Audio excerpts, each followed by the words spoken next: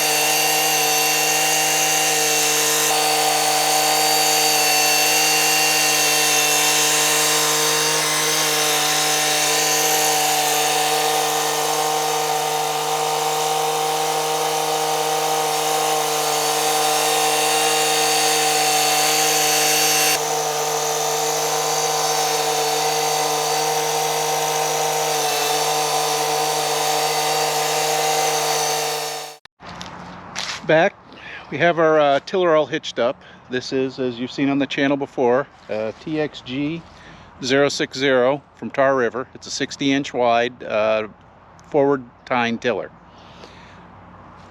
Yeah, it's not a reverse rotation, if that makes sense to you. If it doesn't, sorry.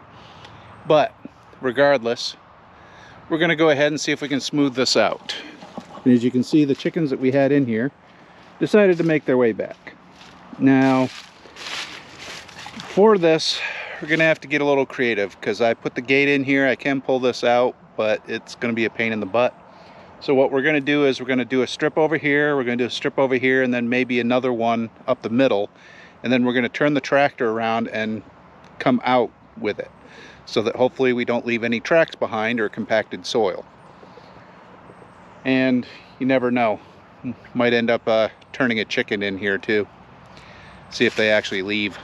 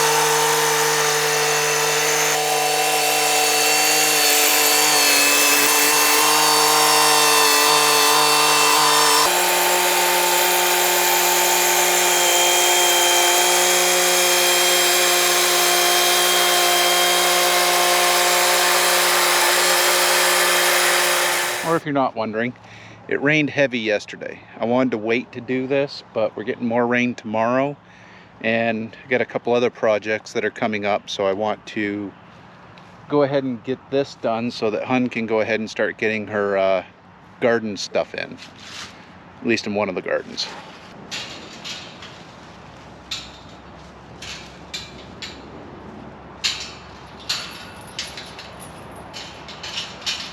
Well, there we are. Garden's all prepped. Could stand to dry out some because it is really wet. And this also highlights the downside to this particular tread that I have on the tractor. So this is what they call an R4 tread. R1 being the standard tractor V treads. So these R4s are good for, well, they're a general purpose tire.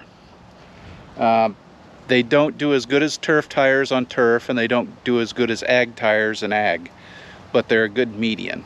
But when you get into stuff like this that was really muddy and wet, as you saw with the subsoiler, she has a tendency to dig in and not pull as well. Now, would we go with ag tires? Probably not. They have a hybrid tire that's called an R14.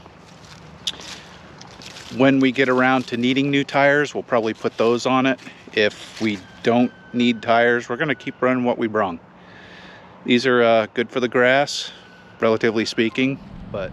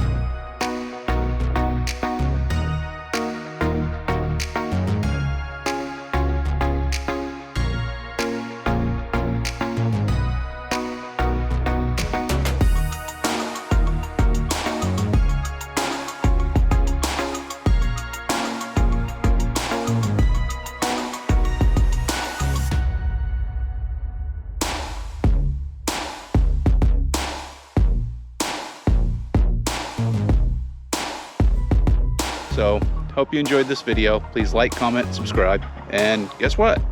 We'll see you in the next one. Bye.